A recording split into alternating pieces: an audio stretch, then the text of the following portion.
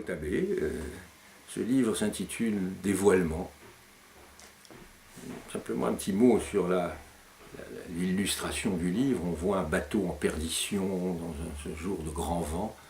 Donc il y a comme un jeu de mots entre le dévoilement d'un bateau et le dévoilement d'un secret, d'une vérité cachée.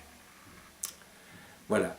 Alors, c'est quoi cette vérité cachée? C'est l'histoire d'un homme bon, généreux, dévoué, charismatique, qui est adulé par son entourage et par les gens dont il s'occupe dans l'ONG qu'il dirige, mais qui, à la fin de sa vie, a une idée qui le poursuit, obsédante, à laquelle il ne peut pas échapper, qui est d'aller en prison.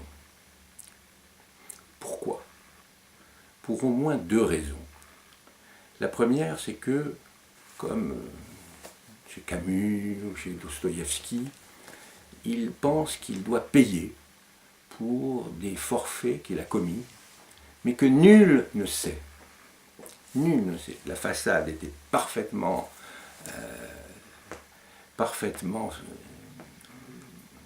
ripollinée, on pourrait dire aujourd'hui, mais par en dessous, grouillait toute une série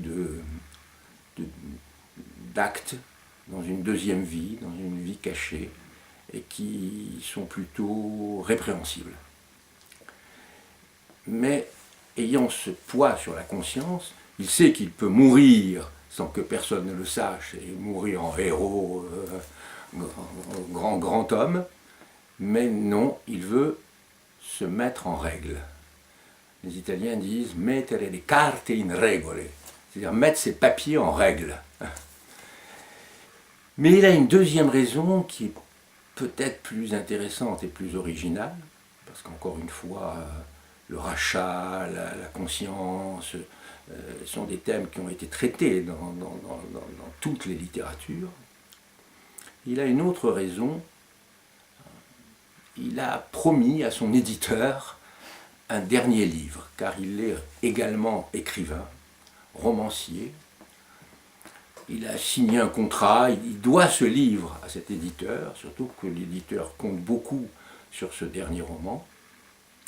Mais il est en panne, il ne sait pas quoi dire. Il n'a ni histoire, ni personnage. Et il s'est mis dans la tête que, en prison, avec des acolytes, il trouverait des personnages dans la population carcérale. Ces personnages, dans le passé, ayant toujours été plus ou moins bourgeois, plus ou moins bien élevés, artistes, écrivains, voilà. Et là, il pense que dans ce bas-fond de l'humanité, il va trouver de véritables êtres humains, êtres vivants. L'éditeur le sait, connaît son projet, et va s'arranger avec le directeur de la prison pour que dans sa cellule, il y ait deux autres co-détenus. Mais qui? Des acteurs que l'éditeur va payer. Donc ce seront de faux malfrats. Malheureusement, lui va se rendre compte, petit à petit, que ces gens sont des faux, que ces gens sont des pantins. À la solde, il ne sait pas qui, mais il se doute bien que ça doit être encore un coup de son éditeur qui veut essayer de réveiller son inspiration.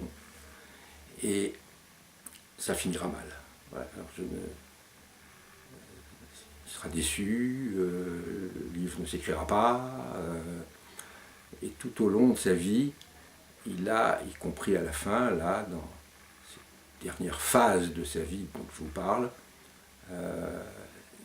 il a consigné dans des carnets à la fois sa vie affichée et sa vie secrète.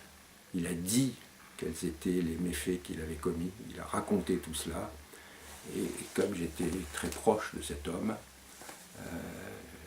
j'ai trouvé ces carnets, et ce livre, et le dévoilement de cette vie très singulière d'un homme perdu, dans une espèce d'océan, voilà, on peut faire des images, d'océan turbulent, troublé,